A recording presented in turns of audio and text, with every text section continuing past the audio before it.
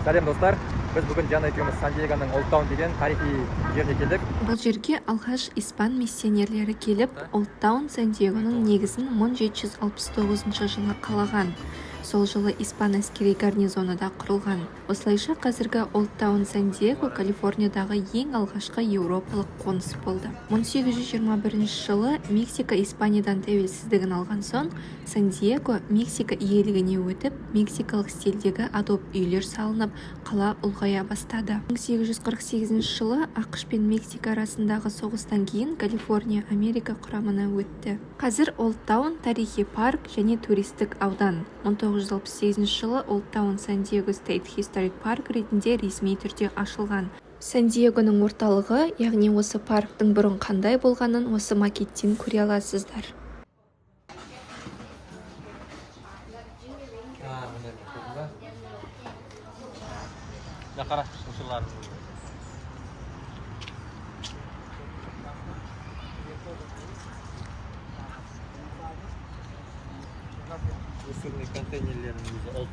Олдтаун Сан-Диегодағы Cosmopolitan Hotel маңында орналасқан ерекше бір нысан. Бұл 20 ғасырдағы винтажды фотоаппаратпен суретке түсіретін фотоателье. Бұл жер тек сенбі-жексенбі күндері сағат таңертеңгі 10-нан түскі 2:30-ға дейін жұмыс жасайды. Біздің жексенбі күні келуіміздің бірден-бір себебі осы. Фотоаппарат 1901 жылы шығарылған. Суретке түсіргеннен кейін бірнеше процестен өтіп 30 минутта дайын болды. Сурет размеріне қарай $30-дан $110 дейінгі аралықта тұрады. So here's your picture as a negative. And I'll put it in the solution.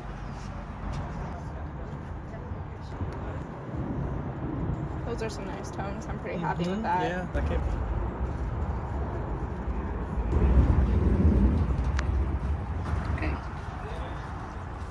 Жауып қалды да, 1901 жыл. Мына кісілер.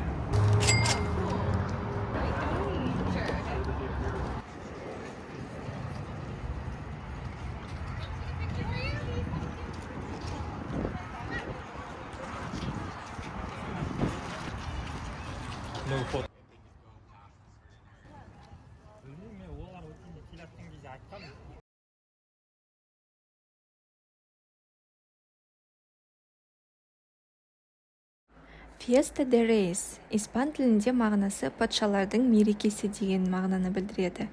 Бұл тарихи мексикалық ауыл стилінде жасалған мейрамхана мен дүкендер кешені. Келушілерге мексикалық мәдениет пен 19 ғасырдағы дәстүрлі атмосферасын ұсынады. Ішінде тамаша мексикалық асханалар, қолөнер бұйымдары мен сувенирлер сататын дүкендер, тікелей жандандыратын музыкалық шоулар мен би және фольклорлық қойылымдар ұйымдастырылады.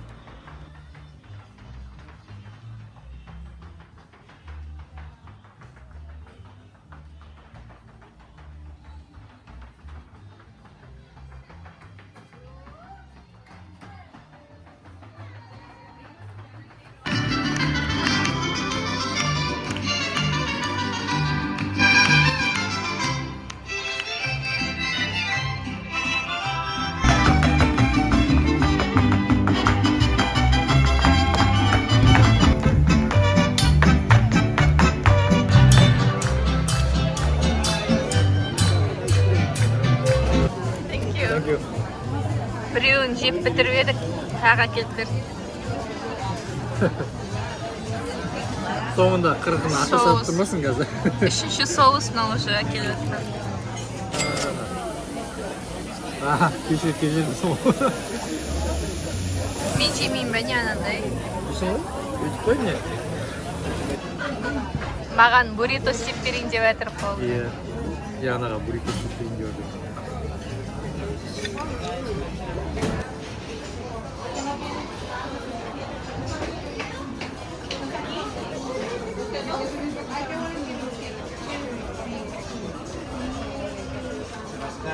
Кухняға керек заттар. Қолғап.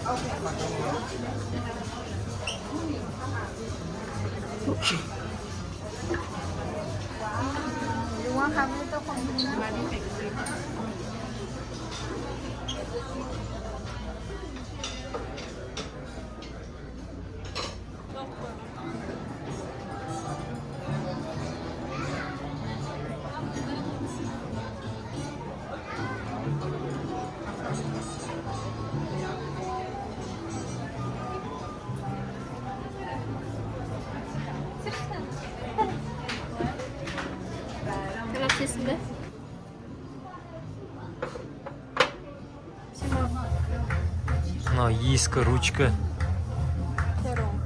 Мынау гравиямен жазатындары. Мынау ішінде ана не босық қой. Қыздырасың. Мына ішіне қыздырасың. Ағызасың, сосын өзің печатіңді басасың. Мына печать.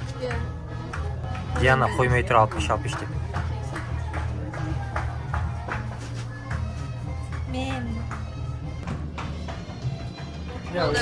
Таза қолдан жасалған балмұздақ. Менікі мангомен, екіншісі клубникамен.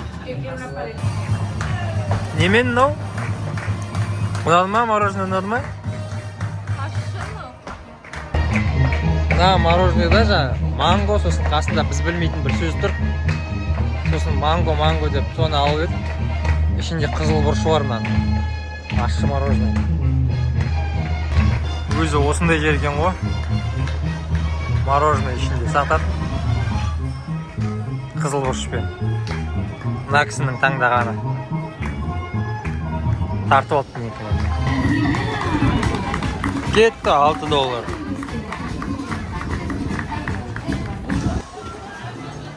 Жат бар. Әлде мынандай тулар ілініп тұр. Түстер жақсы көрем ма да, сондай сияқты да бұл?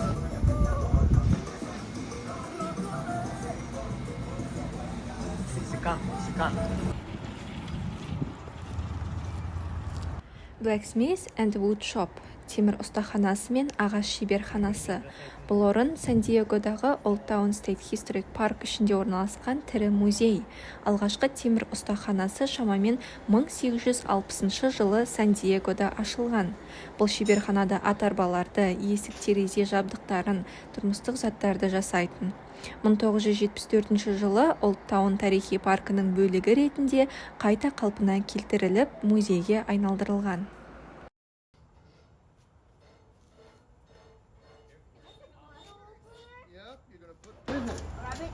It's a rabbit. What is it for? It's for showing the little kids. Yeah.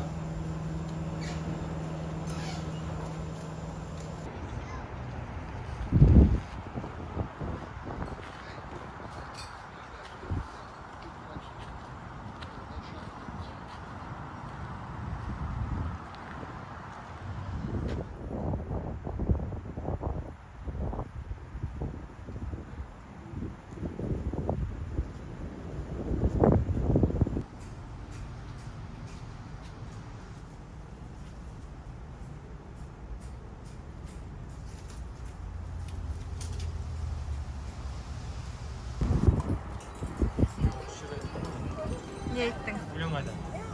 Мына екен ғой.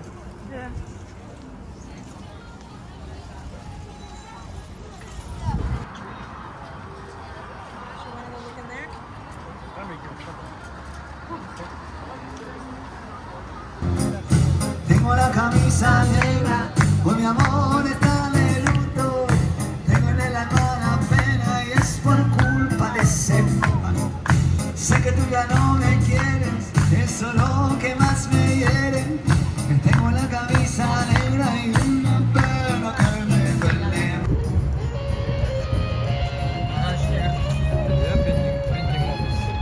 Медиаттан тұр.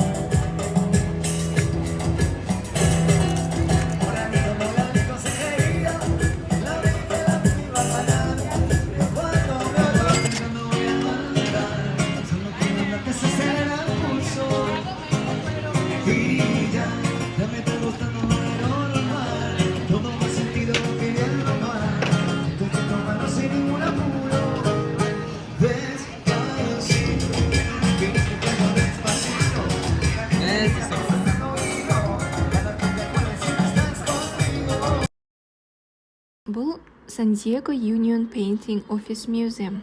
1868 жылы Сан-Диегода алғашқы газет The San Diego Union басылымының алғашқы нөмірі басылған орын ретінде тарихта қалды. Бүгінде бұл ғимарат мұражай ретінде қызмет етеді және келушілерге 19 ғасырда баспа процесі мен алғашқы газеттің тарихы туралы ақпарат береді.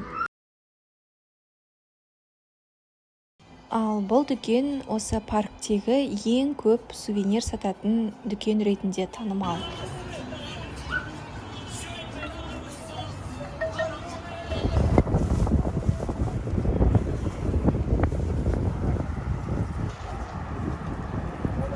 Бұл түрлі тәттілер мен свечалар сататын дүкен. Тоби деген профессор свеча тартумен дәстүрлі оюлы өнерімен 1982 жылдан бастап айналысқан. 92 жылдан бастап Олдтаунда кәсібін жалғастырған.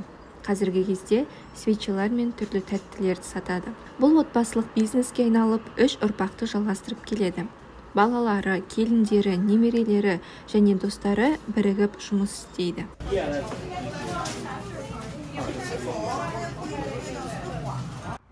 Бұл қайта қалпына келтірілген сол кездегі сот үйі. 1800 жылдардың несі ма сонда?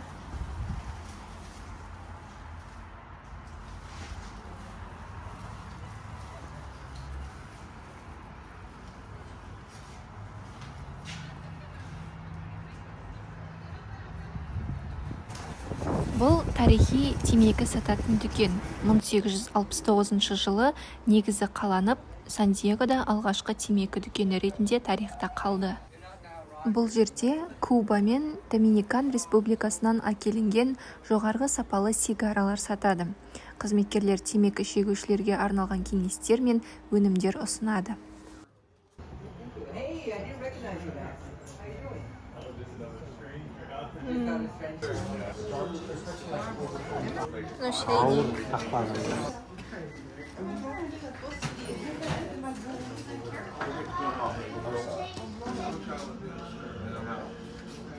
Сигаралар. So where $42, $40. okay, so